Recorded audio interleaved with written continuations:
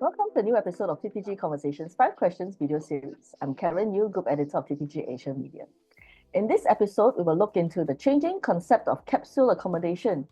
And taking us through this topic is Chayadi Karim, founder of Kinn Hospitality Concepts. Hello, Chayadi, and it's good to see you again. Welcome to the show. Hi, Karen. Thank you so much for having me on the show. I've got 5 questions for you, and here's the first. Now, I had the chance to experience a stay at your flagship Kinn Habitat in Singapore, and I love that it's beautifully designed and offers excellent comfort and hygiene, along with a superb address for anyone who wants to explore Singapore on foot.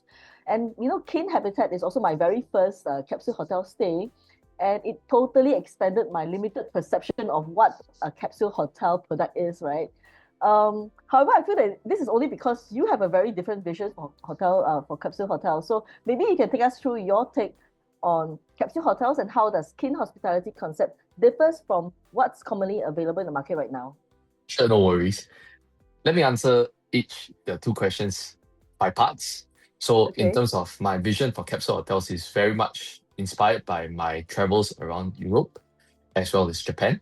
In Europe, I was very inspired and intrigued by the community spirit that is so deeply embedded in European hostels and which feels very authentic and different. Meanwhile, I came across the concept of capsule hotels, but specifically self-service capsule hotels while traveling around in Japan, which offers a lot more privacy and without compromising on convenience. So I thought, what if I could combine the two? Uh, a capsule hotel that continues to provide the privacy of capsule hotels with a much more community aspect that we see in European hostels. Commercially, it also made a lot of sense. It allows us to achieve more with a much smaller footprint, which is absolutely essential in expensive, land scarce cities. Mhm. In terms of how the concept would differ from the rest of the market, very much so. I got to take a step. I got to take a step back and explain about the hospitality market, especially in this segment in Singapore. Within the affordable segment in Singapore, economical segment in Singapore, most of the accommodation products tend to be very functional. And that's where we felt that we can come make a difference by providing something a little bit more that has a little bit more focus on experience and design.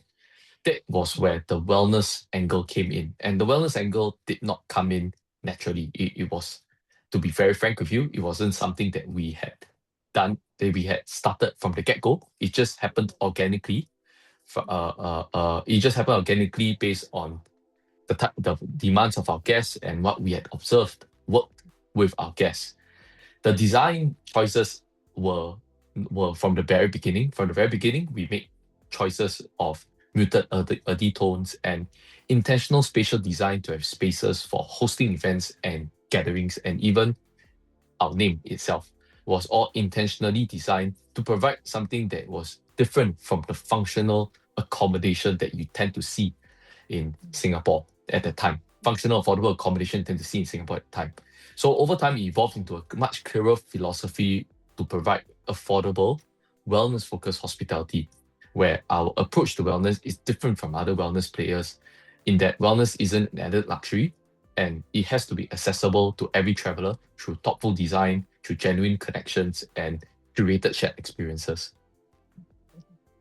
Um, will you also tell us, how you have got 3 properties in Singapore? So I stayed in one, which is Kinn Habitat, but you got Mhm. 2 more. So maybe just tell our audience, how are the three like, and how do they differ from each other?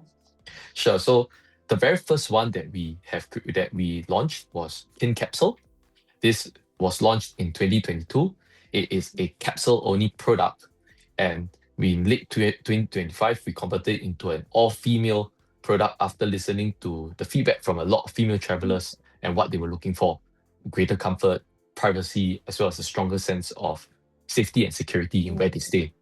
The second that we launched is called Kinn Studios. This was opened in 2023, and Kinn Studios offers only private rooms, ensuite private rooms, micro hotel rooms, and very compact rooms for travelers seeking more privacy than a normal capsule product, but while retaining and enjoying Kinn's signature affordable wellness experiences and design.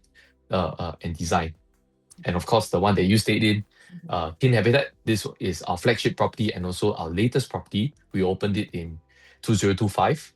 And to a certain extent, it is the best of both worlds. We give travelers the option of staying in a capsule where they can have a much more communal feeling inside the rooms, or should they wish to have a lot more privacy, they can stay in the private rooms that is present within the property.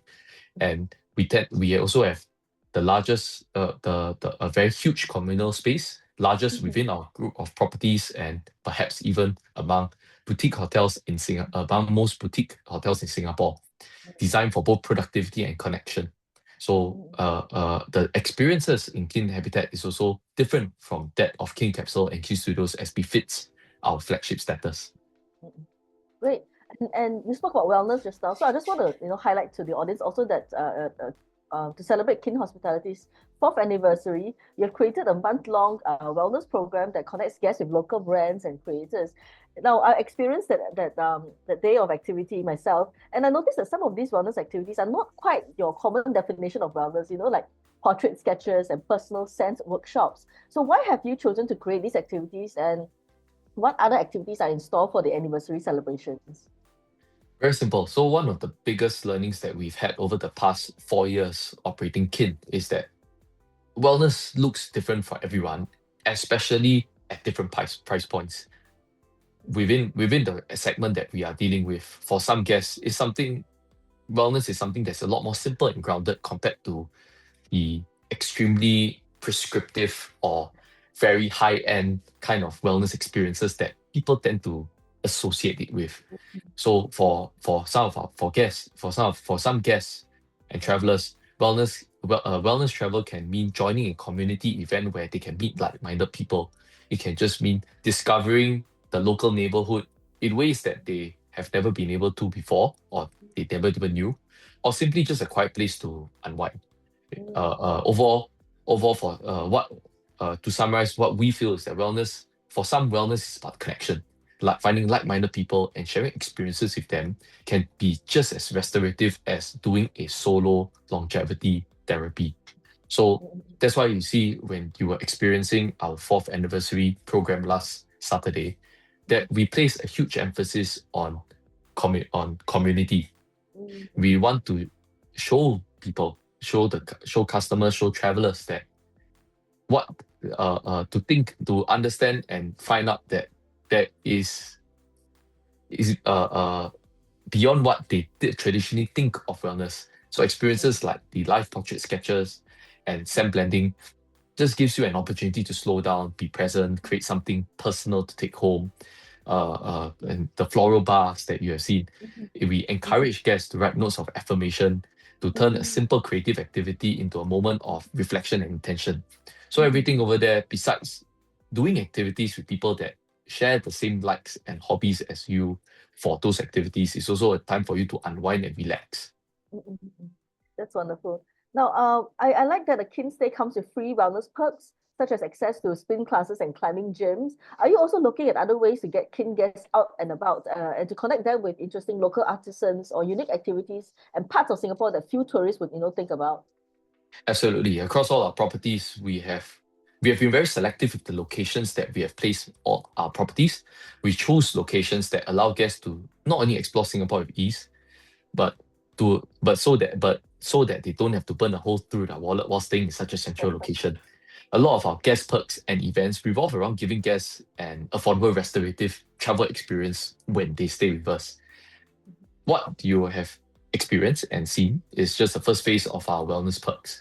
Most of them are complimentary, if not heavily discounted, and they give guests access to fitness, cultural, or just very Singaporean experiences. So like spin classes and gym passes. We have free passes to Chinatown Heritage Center.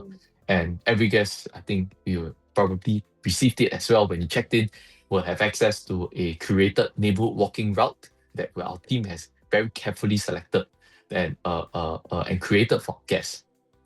So we are also to your second point, we are looking at ways to get feedback from our guests on what sort of experiences will help them have a restorative experience, and what kind of interest segments would encourage the guests to not just explore the city, explore the city in their own way, but also to connect with one another. So to your point, it's not so much about discovering local artisans, but if it is something that our guest feels is a huge interest segment to them and a way and something that they are interested and something that a lot of guests are feedbacking to us is something that we will consider. So, like for example, one of the common feedback that we've gotten is that a lot of travelers would like to discover local artisans in Singapore because it's not something that they typically associate with in Singapore. So that is a long pipeline of experiences that we are trying to build for our guests. The point is that we hope that every guest will leave in with more than memories of the hotel itself. We want them to feel like they've experienced the city in a much more meaningful way, and through the process of that, help them feel rested, recharged, and reset from their daily lives. I can see how good quality capsule hotels can be promising in an expensive destination like Singapore. Where else do you think Kinn can expand into, and why those destinations? So Singapore is a proof of concept for us. As I mentioned earlier, we hope with the Kinn concept we believe works extremely well in places where land is expensive, where land is scarce, but there is huge, very high population densities. So we believe that if it works, if this affordable wellness hospitality concept of ours can work in one of Asia's most expensive gateway destinations, it can definitely work in other gateway destinations facing similar factors and issues. So for us, Australia is a very key focus for expansion. Firstly, commercially, Australian inbound travelers has been among the top 10 of inbound travelers across all three of our properties. There's also a strong alignment between what many Australian travelers are looking for and what Kinn was designed to offer. In this regard, value justified stays and the ability to connect with fellow like-minded travelers. Within Australia specifically, we think Sydney is a very natural fit. It is firstly a urban destination, a premium urban destination with rising accommodation costs year on year. It has a very strong leisure travel market, both international and domestic, and at the same time, it has a very strong education sector with large international student populations. So we see that with our unique blend of affordable wellness accommodation, we can bridge the space in between traditional budget accommodation and higher-end lifestyle hotels in these gateway cities.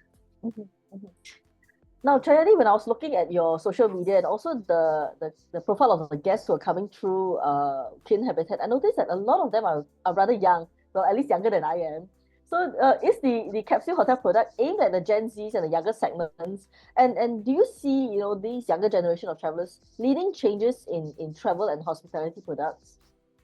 So don't worry, Karen, they are also a lot younger than I am. So to be very honest with you, it wasn't intentionally designed or developed to target the Gen Zs, and with a lot of Kinn's evolution across the years, it came very, very naturally. Our original intention, we knew from the beginning with a product like ours, we would definitely have a much younger crowd that would be attracted to us. What we did not realize was that our product resonated very well with the Gen Z crowd. Right now, around 75% of our guests are aged 40 or below. Majority of them being Gen Zs or even I'll say slightly younger millennials, meaning those within the 30s rather than those in the late 30s like I am. I guess the guest profile emerged naturally as we got to know who was drawn to the experience that we had created. One thing that we have noticed is that young travelers evaluate accommodation differently, and perhaps that is why Kinn was able to resonate so strongly with the Gen Z travel customers. Because for the Gen Z travelers, price still matters for sure, but they're not necessarily looking for just the cheapest option. They're looking for an experience that feels worth paying for. And this coincides with the fact that a lot of, I'll say, I wouldn't go so far as to group them all in a single category, but I'll say that from our experience, Gen Z travelers tend to look for experiential travel experiences. They aren't just looking to travel for the sake of traveling. So the fact is that if you are something that is affordable, but at the same time offer them with a host of experiences that they identify with, they find you to be great value for money. You are going to be able to attract them. Mm, mm, mm. Okay, wonderful. That's all the questions I have for you, Chayadi. Thank you so much for your time. Thank you so much, Karen. Past and future episodes of TTG Conversations, 5 questions can be found on the TTG YouTube channel. Take care, stay safe, and I'll see you on the next episode. Goodbye.